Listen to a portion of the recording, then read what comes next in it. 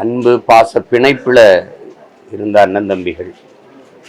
சபேசன் முரளி என்றால் அது ஈருடல் ஓர் உயிராக ஒரே உணர்வாக இருந்தவர்கள்.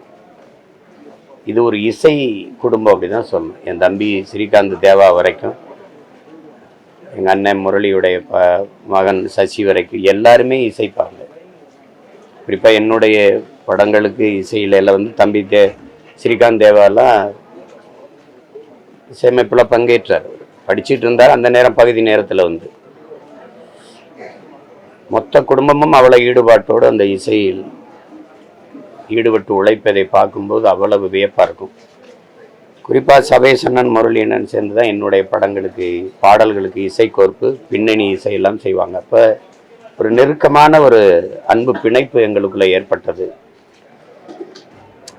அந்த குடும்பத்தில் ஒரு உறவு சங்கிலியில் ஒரு சங்கிலி அருந்து போச்சு அப்படின்னு நினைக்கும் போது மனசு அவ்வளோ வலிக்குது.